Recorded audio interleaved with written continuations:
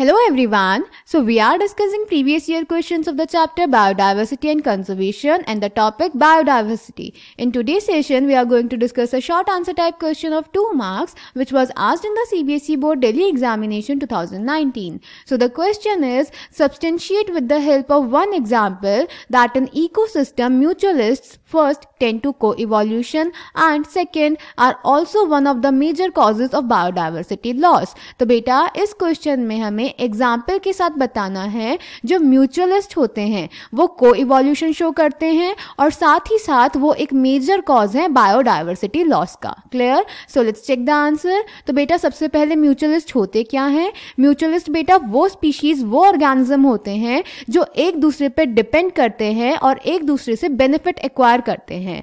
अब बेटा वो को इवोल्यूशन कैसे शो करेंगे? फर्स्ट पार्ट में हमें ये बताना था.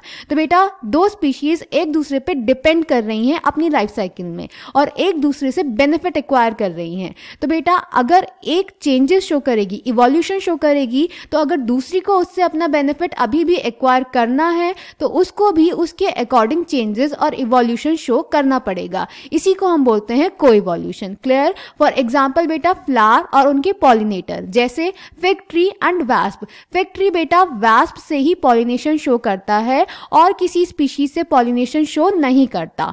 जो फिग ट्री होता है वो वैस्प को जगह देता है एग ले करने के लिए और साथ ही साथ उसके डेवलपिंग लार्वे को न्यूट्रिशन प्रोवाइड करता है और जो वैस्प होता है वो रिटर्न में फिग ट्री का पॉलिनेशन करता है. तो बेटा अगर इन दोनों में से किसी एक स्पीशीज में भी इवोल्यूशन या चेंजेस होंगे तो दूसरी स्पीशीज को भी अपनी लाइफ साइकिल नॉर्मली चलाने के लिए इवोल्यूशन और चेंजेस शो करने पड़ेंगे अकॉर्डिंगली. इसी को बोलते हैं को इवोल्यूशन. क्लियर बेटा? सेकेंड पार्ट में बताना था कि वो बायोडाइवर्सिटी लॉस का एक मेजर कॉज कैसे हैं. तो बेटा अभी हमने देखा दो स्पीशीज एक दूसरे पे डिपेंड कर रही हैं. तो सपोज एक स्पीशीज एक्सटिंक्ट हो जाती है तो दूसरी स्पीशीज भी तो उस पर डिपेंड कर रही थी ना. तो अगर वो स्पीशीज रहेगी नहीं तो दूसरी स्पीशीज को भी तो अपनी लाइफ जीने में प्रॉब्लम होगी, इसीलिए वो भी धीरे धीरे एक्सटिंक्ट हो जाएगी. फॉर एग्जाम्पल अगेन प्लांट और उनके पॉलिनेटर. अगर एक पॉलिनेटर एक्सटिंक्ट हो जाएगा तो उस फ्लावर का उस प्लांट का भी पॉलिनेशन नहीं होगा तो वो भी एक्सटिंक्ट हो जाएगा. Another example is host fish.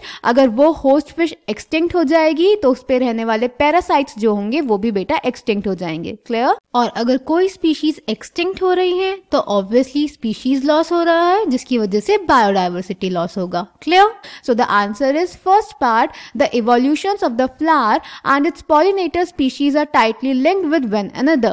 In many species of fig trees, there is a tight one-to-one relationship with the pollinator species of wasp. It means that a given fig species can be pollinated only by its partner wasp species and no other species. The female wasp uses the fruit not only as an oviposition, that is egg-laying site, but uses the developing seeds within the fruit for nourishing its larvae. The wasp pollinates the fig inflorescence while searching for suitable egg-laying sites. In return for the favor of pollination, the fig offers the wasp some of its developing seeds as food for the developing wasp larvae. Second, when a species becomes extinct, the plant and animal species associated with it in an obligatory way also become extinct. When a host species becomes extinct, its unique assemblage of parasites also meets the same fate. Another example is the case of a co-evolved plant-pollinator mutualism where extinction of one invariably leads to the extinction of the other. So I hope this question is clear to you. Thank you.